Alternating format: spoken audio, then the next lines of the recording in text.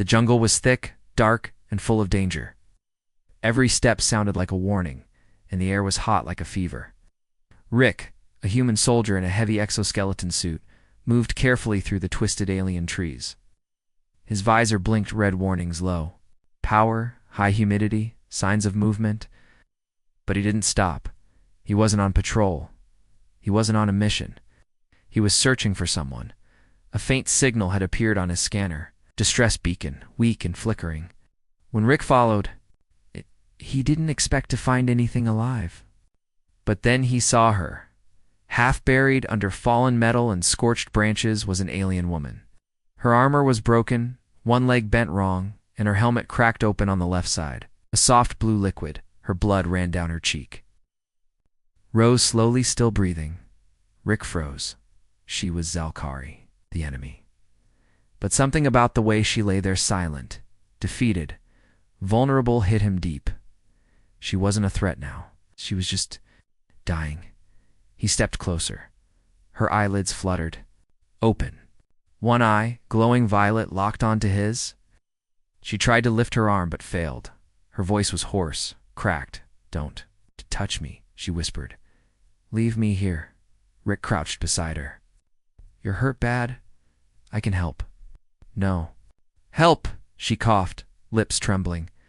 I slow you down. Human, go. She tried to turn her head away, but even that hurt her. Rick saw the pain flash in her face. His suit hissed as he kneeled fully. Sorry, but I'm not leaving you two. Rot in this jungle. She glared at him, weak but angry. You don't? Know who I am. I don't care, Rick said. He carefully slid his arms under her body. She cried out a sharp, broken sound as her injuries moved. Her body trembled in his arms.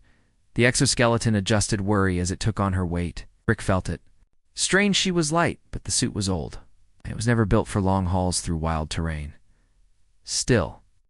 He stood up, holding her close to his chest. Her head dropped to his shoulder.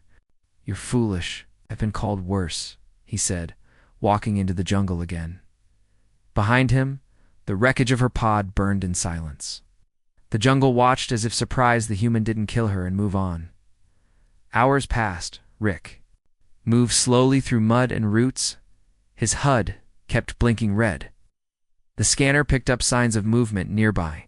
Maybe local predators, maybe enemy scouts. He stayed alert. The alien girl stirred in his arms. You'll get killed, he glanced. Down. Maybe, but not today. You should have left me. I don't leave people behind. She gave a weak, bitter laugh. I'm not people, not to you. Rick didn't reply, just kept walking. By nightfall, the sky turned a dark purple. Strange lights blinked far above like stars, but moved like ships. Thunder rumbled low. Storm coming. Rick found a rocky ledge and took cover. He laid her down gently, propping her against a tree. She winced but didn't cry out. He pulled out a ration pack and broke off a small piece of dried fruit. He held it out. She stared at it like it was poison.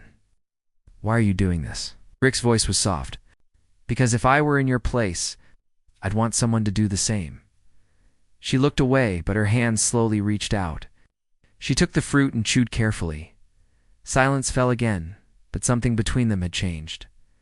Later, Rick checked. Her leg. The damage was worse than he thought. Bone cracked, muscle torn. He couldn't fix it here. She needed real medical care. He sighed and leaned back. His exosuit power was down to 45%.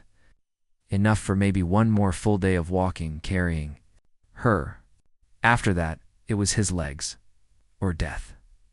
Still, he didn't regret picking her up. As the wind howled and lightning flashed through the sky, the alien girl whispered, I am Lyra, of the Zalkari Sky Guard. Rick looked over at her. She met his eyes. If they find us, they will kill you. Rick gave a tired smile. Then we better not let them find us. The next morning came without warning, no sun, just pale green light filtering through the thick leaves above. Rick had barely slept. The alien girl, Lyra, had moaned in pain through the night. Her fever had gone up, her breathing shallow. Still, She was alive. The exoskeleton groaned as Rick stood up with her in his arms again. The battery level had dropped to 41%. The jungle around them was changing. The air felt thicker. The trees were taller, twisted, and some even seemed to move when no wind blew. Strange vines with red tips pulsed like veins. Rick knew this part of the jungle from mission briefings. Zone 12, biohazard area. Avoid at all costs. He didn't have a choice. As Rick trudged forward, his boots sank into soft, dark mud. The sounds of insects buzzed louder here. One of them, a small, glowing thing, landed on Lyra's skin. Her body twitched. Rick slapped it away. His body burst like a jelly sack, spraying green liquid that hissed as it hit the ground. She gasped, half awake. Where are we? Hell, Rick said. The vines around them twitched. Something was watching. Maybe many somethings. Suddenly, screech rang out from above. Rick ducked instinctively. A large bird-like creature dived down, a sharp beak, 6 eyes, and a tail of blades. Went straight for Lyra's exposed shoulder. Rick turned his body. Shielding her, the bird slashed across his back armor, sparks flying. He swung out with a blade from his arm. The creature screamed and vanished into the trees. Lyra looked up at him, dazed. You protected me again. Rick didn't reply. His back burned, but he moved forward. An hour later, he reached a narrow path. But it was blocked. Twisting tree roots had grown across it like a gate. As Rick approached, the roots moved. Curling like fingers, he stopped. Stay calm, he whispered. The roots didn't attack. But they didn't move aside either. Lyra, barely able to speak, murmured, "This part of the jungle. It tests intent. It senses weakness." Rick stared at the roots. He stepped forward, then let it test me. The roots creaked. Twitching, Rick stood tall, tightened his grip on Lyra, walked ahead with calm steps. The roots hissed. A few reached out and touched his armor. One slid across Lyra's arm. She flinched. Rick whispered to her, "Don't move. Don't show fear." The jungle went silent. Then the roots opened slowly, pulling apart to make a path. Rick stepped. Through. Behind them, the roots closed like a mouth. Later that day, the rain came cold and sudden. It's not acid this time, but heavy, endless. Rick found a broken tree stump big enough to crawl inside. He set Lyra down and sat beside her. She was shivering. "I can't go any further," she whispered. "You'll die because of me." Rick looked at her. "You said that yesterday. I meant it." "I know." She turned away. "Why are you so stubborn, human?" Rick leaned back. "Because when I was 15, I called for help. And no one came." That shut her up. Night fell again. The jungle screamed with sounds, creatures howling, leaves rustling, claws scraping. Rick stayed awake. Lyra, after a while, spoke again. "I don't understand you, good," Rick muttered. "Means I'm unpredictable." She gave a soft, broken laugh, then silence. For the first time, she didn't ask him to leave. By morning, Rick's exosuit power was down to 33%. His body ached. He could feel his own muscles starting to fail beneath the armor. But he kept going, because in his arms was someone who was supposed to be his enemy, but who hadn't once tried to hurt him. And maybe, just maybe, she didn't want to be left behind anymore. The rain fell like needles, not burning, not sharp, but endless. It soaked through Rick's armor, made the exoskeleton joints hiss and creak, and turned the jungle path into deep, sucking mud. Still, he didn't stop walking. Lyra lay silent. In his arms, her breathing shallow. Her skin looked palaven for a Zalkari. Her once proud warrior armor was now only torn cloth and scraps. She looked nothing like the enemy he'd been trained to fight. She looked small. He adjusted his grip, trying to shield her with his own body as much as possible. His legs burned. His arms throbbed. The exosuit's power was down to 27%. Then she stirred. Rick found a mossy overhang, just enough shelter to rest. He slid down with a grunt, holding Lyra gently as he sat her against the stone wall. Her eyes opened, unfocused at first, then locked on him. I dreamed, wiped water from her forehead. You've been drifting in and out. Fever's still high. She stared at him. I saw my father. Rick didn't answer. Laura blinked slowly. He was yelling at me, calling me a failure. Said dying in a crater was better than being carried by a human. Rick looked away. He's not here now. She gave a weak smile. But you are. For a moment, neither of them spoke, as thunder rolled above them. Laura leaned her head against the wall and whispered, I was 7 when they put a blade in my hand. Rick looked at her, surprised. She didn't stop. Zelkari tradition. Children train in combat from the moment they walk. My first kill was a training animal. I cried after. My instructor hit me for showing weakness. Rick sat still, listening. My people believe emotion is a disease, she said softly. Honor is everything. Dying in battle. Glorious. But being saved by a human? She gave a short, bitter laugh. That's shame. Rick leaned forward. I don't care about shame. I care about survival. She looked at him. Why? What's in it for you? Rick hesitated, then answered, voice low. 'Cause the last time I left someone behind, I watched them die on my screen, and I couldn't reach them, couldn't move. I swore I'd never freeze again. Laura's expression softened. The wind howled outside, but neither of them noticed anymore as the rain continued. Rick pulled out a field heater from his pack. It barely flickered to life. He set it between them, and the faint warmth spread through the space. Lyra leaned toward it and closed her eyes. You know, I used to think humans were weak. All emotion and no discipline. Rick chuckled. Some of us are, but not you. He shrugged. I'm just too stubborn to die. She smiled genuinely this time. Suddenly, sound snapped them out of the moment. Crunch. Rick stood up, scanning the dark jungle outside. He saw nothing, but he knew that sound. Something was out there, predator, watching, waiting. He turned to Laura, stay awake, I need you alert. She nodded slowly. Rick raised his rifle. Whatever's out there. We're not going down without a fight.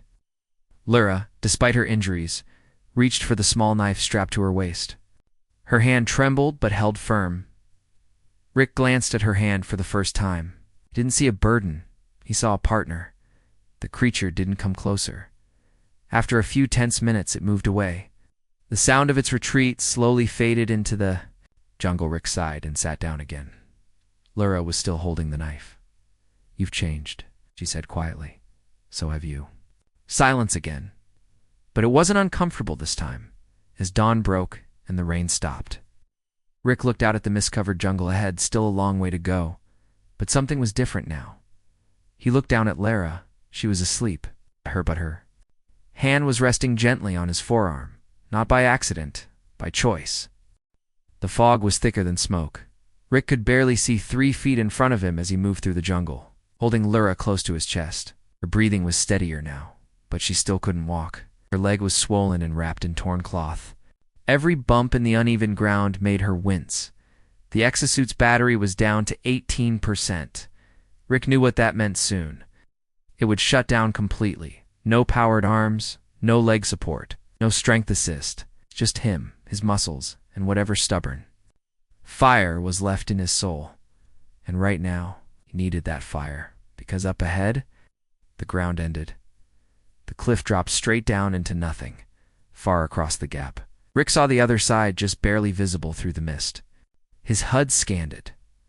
Yes, that was the path. The route to safety. Just one problem. There was only one way across. A narrow, ancient bridge, made of bones. Rick stepped forward carefully. The bridge creaked beneath his boots. Long alien bones tied, together with dried vine and fossilized sinew, formed a path over the abyss.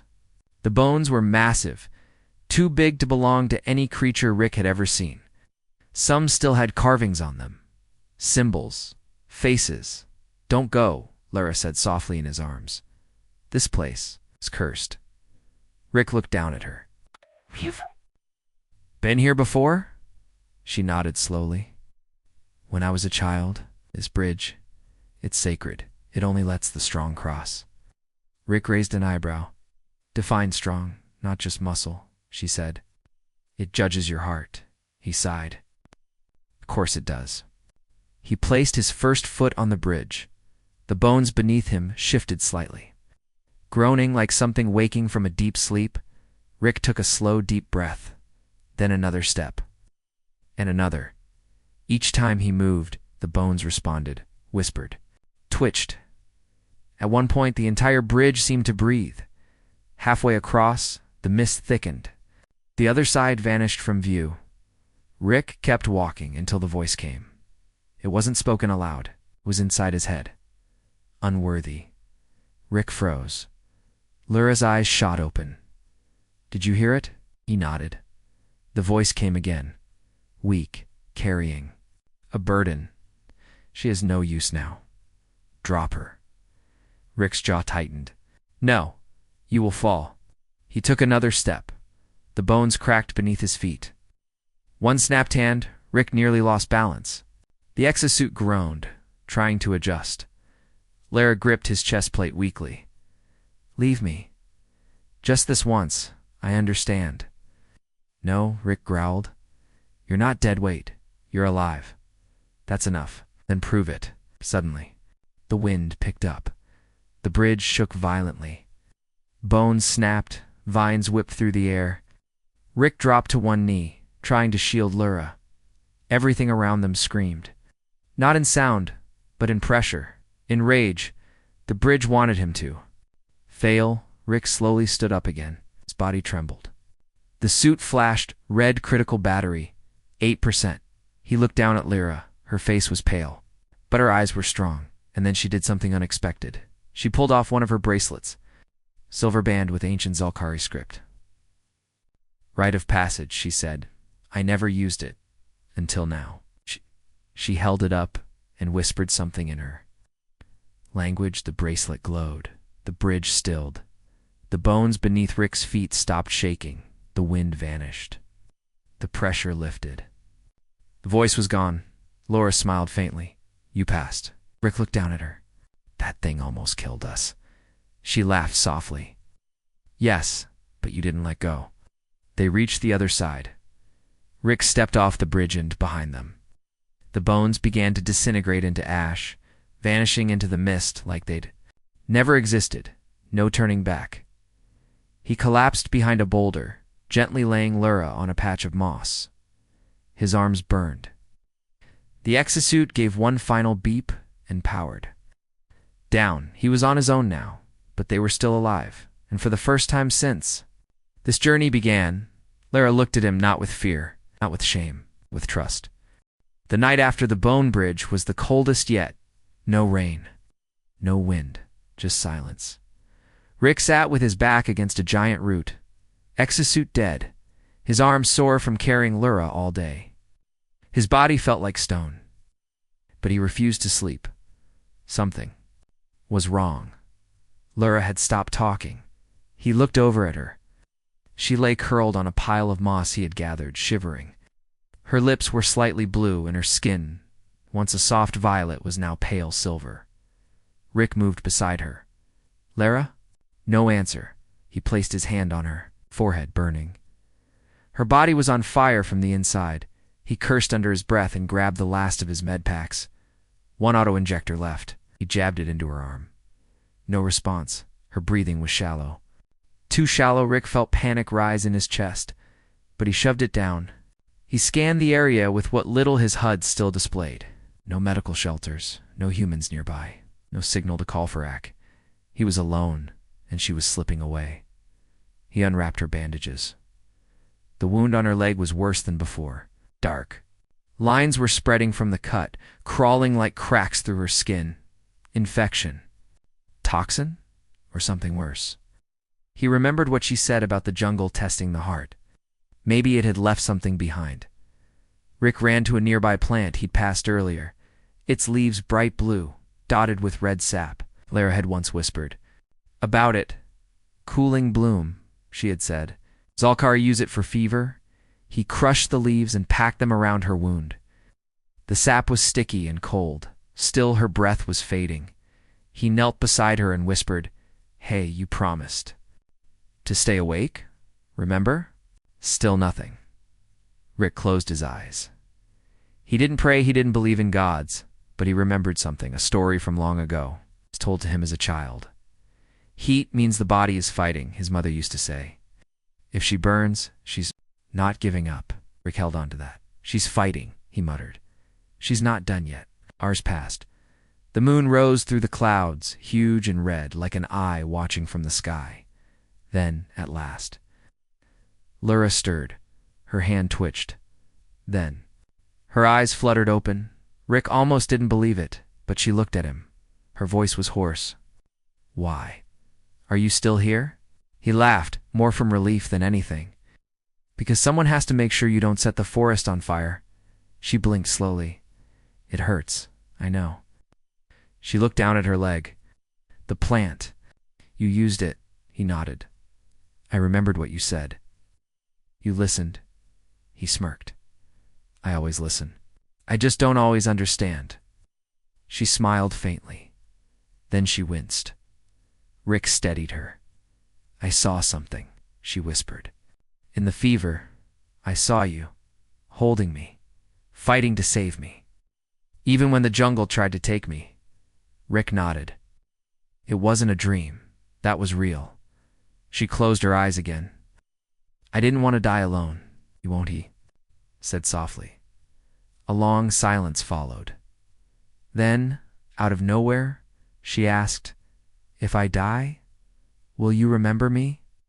Rick didn't answer right away. He looked up at the stars, just a few visible now. "Even if I live 100 years, he finally said, "I'll never forget the warrior who hated me and trusted me enough to fall asleep in my arms." She laughed softly then. For the first time, she reached up and touched his face just briefly. Her hand was weak but warm. "Thank you," she whispered. She fell asleep again, peaceful this time, and Rick sat beside her, eyes watching the shadows around them, not guarding. Just a body now, guarding a life he refused to lose. Rick opened his eyes just as the jungle exhaled. It wasn't wind. It was a warning. Leaves shifted without sound. Shadows moved where light should have stayed still. Even the birds, always noisy at sunrise, had gone quiet. He looked down at Lara. She was sleeping better now. Her fever cooled, her breath steady, but she was still too weak to walk. Her leg wouldn't hold weight for days. Rick's exosuit, dead. He'd carried her this far. But now, it was just him and assisted, exposed, and something was coming. He could feel it. He scanned the trees. Nothing visible then. A flash of motion there. Near the moss wall, he ducked low and pressed Laura gently into the underbrush. She mumbled in her sleep. Rick pulled out his knife and crept forward. No rifle, no drone. Just a blade. In his instincts, he waited. And then he saw them. Two alien silhouettes. Armor smooth and dark. Zalkari scouts, Lyra's own kind. They were searching the forest, silent and careful. One of them stopped near Rick's footprints, bent down and sniffed the air. Rick's heart pounded. If they found Lyra, they wouldn't rescue her. They'd finish her. Zalkari warriors weren't allowed to be captured, and being carried by a human. That was worse than death. Rick gritted his teeth. He had to move them now. He crawled back, scooped Lara into his arms, and began moving in the opposite directions, slow, careful steps. His boots barely touched the ground. He kept to the shadows. Behind him, the scouts moved closer. Rick whispered, in Lyra's ear, "Stay quiet, stay asleep." She didn't stir. Good. Minutes passed like hours. Rick found a cave, a narrow crack in the side of a hill, just wide enough to crawl into. Inside, it was dark, tight, and filled with roots, but it was shelter. He placed Lyra down and checked her pulse. Still strong? Then he turned and waited near the entrance, knife in hand. Time passed. No footsteps. Then a sound. Not alien. Human. Rick's ear twitched at the familiar click of a Terran recon unit. He peeked through the crack, and there they were.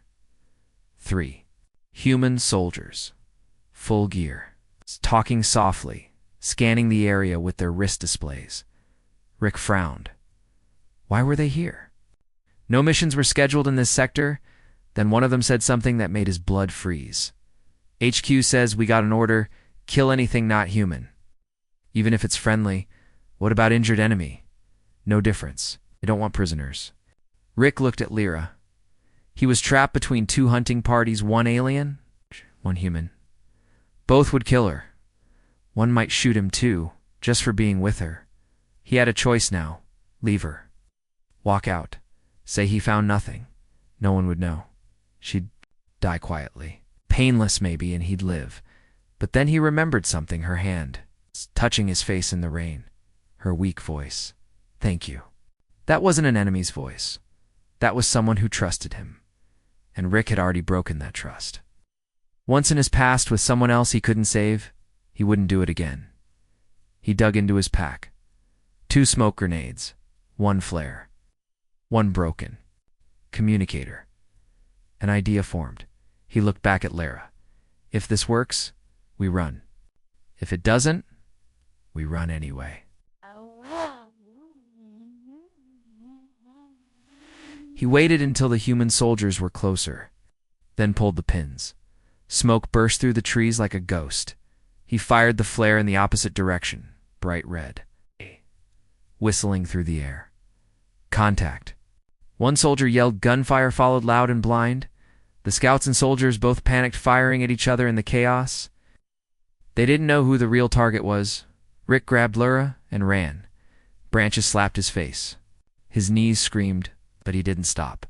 Behind him, screams echoed metal against metal, energy blasts. Shouting in 2 languages. He didn't care who won.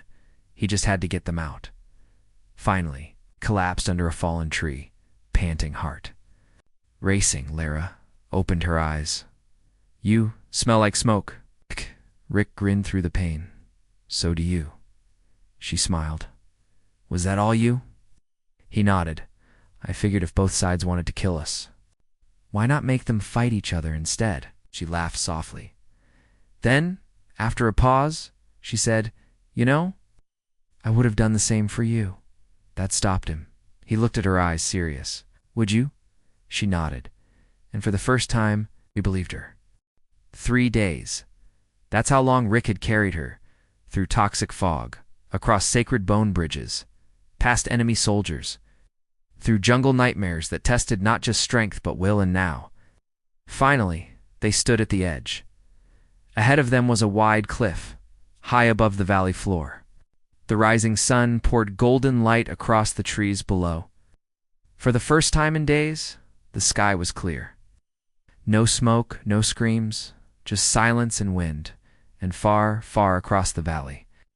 A rescue ship hovered. Human Rick adjusted his grip on Lur, who was weak but awake. Her skin looked healthier. Her eyes had a glow again, even if her body still trembled. That's your people, she whispered, voice barely there. You made it. He didn't answer. He stared at the ship, but something in his face changed. Behind them, movement. Rick turned fast, knife out, but paused. More Zalkari, 3 of them, clad in ceremonial armor. Their weapons were lowered, but their expressions were cold. One of them, a tall, older male, stepped forward. Lyra, of the Sky Guard, he said sharply. You are alive. Lyra nodded slowly. Barely. The elder narrowed his eyes at Rick. You were carried by him? Yes. You let him touch you. I didn't let anything. He saved me. That's worse. Rick didn't speak. He watched the tension build. Lara looked back at the elder. You'd rather I die than owe a human? Yes. The alien replied simply, that would be the honorable end. Rick muttered, your definition of honor is broken. The alien turned toward him, raising a weapon. Rick didn't flinch. But before anything could happen, the sky above them roared. Human dropship began its descent, wind blasting through the trees. On the side, Met, for Terran Alliance priority. App rescue had arrived. The elder stepped back. You will be rejected by your own. He hissed at Laura. You are no longer Zalkari. She looked him in the eye. Then maybe that's a good thing. The elder spat on the ground and vanished into the trees with the others. The dropship landed hard, kicking up leaves and dust. 2 human medics rushed out. They froze when they saw Rick dirty. That bloody, armored dead end. The alien girl in his arms. The lead medic raised his brow. That her? Rick nodded. No time to explain. She needs help now. The medic stepped forward carefully. And you? Are you injured? Rick smiled faintly. Only in ways medicine can't fix. Lara was placed gently onto a stretcher.